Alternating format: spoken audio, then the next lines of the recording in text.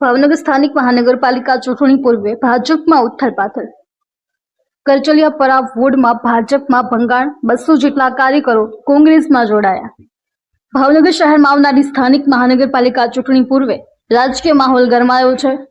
શહેરના કરચલિયાપરા વિસ્તારમાં આવેલા વોર્ડ નંબર 4 કરચલિયાપરામાં ભાજપને મોટો ઝટકો લાગ્યો છે.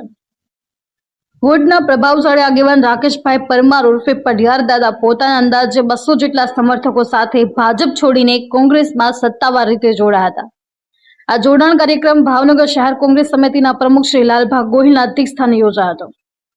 કાર્યક્રમમાં વિપક્ષ નેતા જીતુભાઈ સોલંકી, વોર્ડ પ્રમુખ સાગર ચુડાસમા સહિત કોંગ્રેસના આગેવાનો અને કાર્યકરો મોટી સંખ્યામાં ઉપસ્થિત રહ્યા હતા.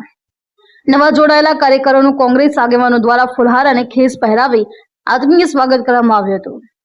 આ પ્રસંગે રાકેશભાઈ પરમારે જણાવ્યું હતું કે કોંગ્રેસ પક્ષની લોકહિતકારી નીતિઓ અને જનસેવાની ભાવનાથી પ્રેરિત થઈ તેઓ કોંગ્રેસમાં જોડાયા છે.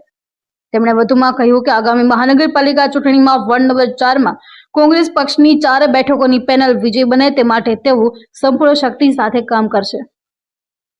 કોંગ્રેસના આગેવાનોએ પણ આ મોટા જોડાણને પાર્ટીની શક્તિમાં વધારો ગણાવ્યો હતો અને આગામી ચૂંટણીમાં વોર્ડ નંબર 4ના કોંગ્રેસને ભારે બહુમતી મળશે તેવી આશા વ્યક્ત કરી હતી.